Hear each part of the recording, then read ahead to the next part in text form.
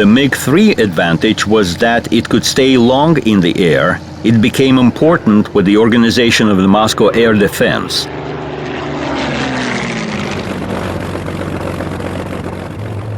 However, like with LAC-3, a substantial fuel reserve on board had negative impact on the aircraft maneuverability.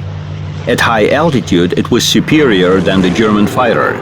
However, air fights were mostly conducted at middle and low altitudes where MiG had no advantage. Besides, MiG was poorly armed. It had 2 Shkas machine guns of rifle caliber and 1 large caliber BS machine gun. In the age of the Moscow battle, there was a huge deficit of the ground forces support aircraft, so even the high-altitude MiGs had to be involved. For this purpose, they were equipped with rockets. We need the Il-2 attack aircraft and not the MiGs. Stalin's telegram to aircraft factory directors resolved the destiny of the Mikoyan aircraft. The motor factory providing engines for this fighter started to produce engines for the Il-2 attack aircraft, while MiG-3 production was stopped.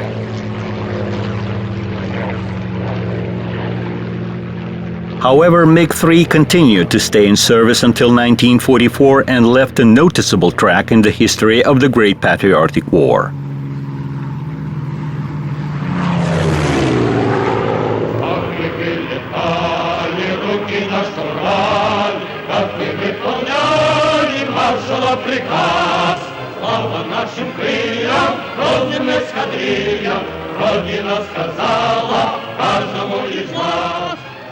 To train young pilots, a modern training fighter was needed. Serial production of such aircraft, identified as Yak-7 UTI, was organized in Novosibirsk before the war. In the critical situation of 1941, an idea of turning this aircraft into a combat fighter was implemented. The aircraft was identified as Yak-7. The rear cockpit was preserved for transportation of technical staff and minor cargoes during air units relocation. It was also used to place an additional fuel tank or photographic equipment. Sometimes pilots used this cockpit to evacuate their comrades in arms after emergency landing. The most massive version of this fighter was the Yak-7B modification. Instead of the Shkas, it was equipped with a large caliber machine guns. Its per second weight of fire was by 1.5 times more than that of Yak-1. Designers of the Soviet fighters of the new generation based their work on the characteristics of their potential counterparty, Bf-109E.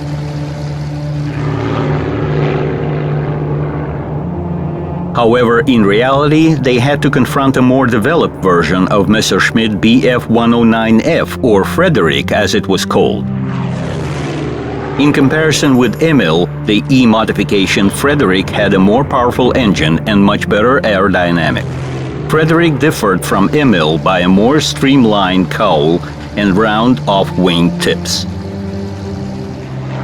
Being equal with Emil, the new Soviet fighters yielded in countering Frederick.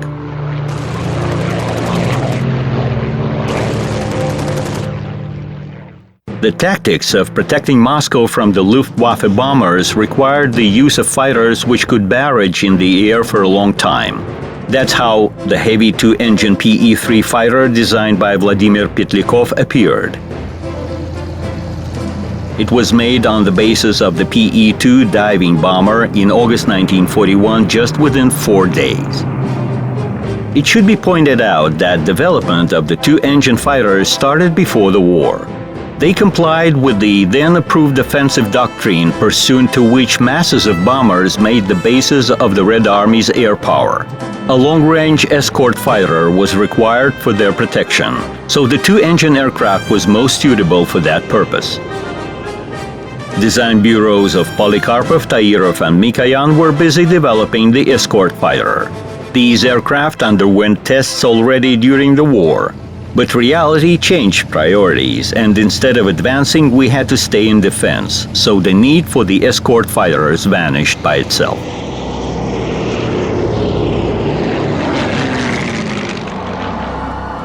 The front line suspended for the winter period in the beginning of 1942 again started to move to the east. The Germans occupied Sebastopol and the Crimea, and by September the Wehrmacht troops reached the Volga, threatening to take over the entire Caucasus. At those difficult times, the aviation design bureaus kept working hard to upgrade combat aircraft. Designers had a precise order: no radical changes should be made which could have negative impact on the rate of serial production. One story is worth remembering in this connection. Before the war, speed was considered to be the main fighter's characteristic feature, and the liquid-cooled engine was thought to be able to provide it. However, with the start of combat actions, such engines proved to be vulnerable. An incidental shot would lead the whole system to overheating and blocking. Its alternative was an air-cooled engine. Arkady Shvetsov, designer of the M82 engine, put a stake on it. Its radial double-row cylinders with the same cross-section provided significantly more power. Shvetsov offered this engine to different aircraft designers, but reluctant to take risks, they refused. But one day Shvetsov met Lavochkin in one of the ministerial offices. The latter had a problem. Production of his Lag-3 fighter, being insufficient in combat conditions, was about to be stopped.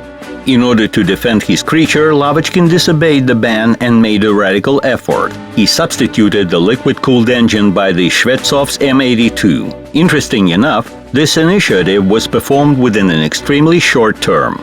Equipped with a new engine, this aircraft passed the state tests within just 5 flight days. Thus, the famous LA-5 fighter appeared in spring 1942.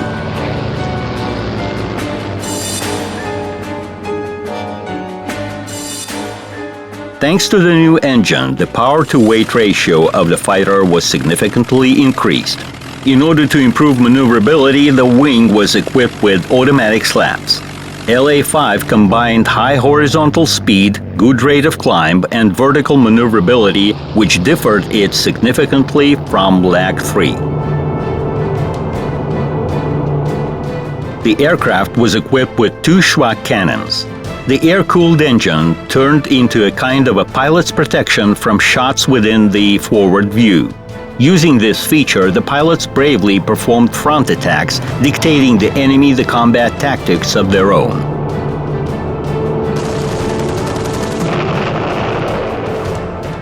Production of the new fighter significantly increased, and already in autumn the first regiments of these aircraft appeared in Stalingrad.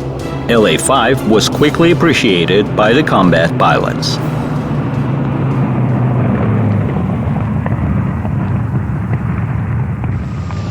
At the same time, a fighter with the air-cooled engine appeared in the Luftwaffe as well. It was Focke-Wulf 190. The Soviet pilots called it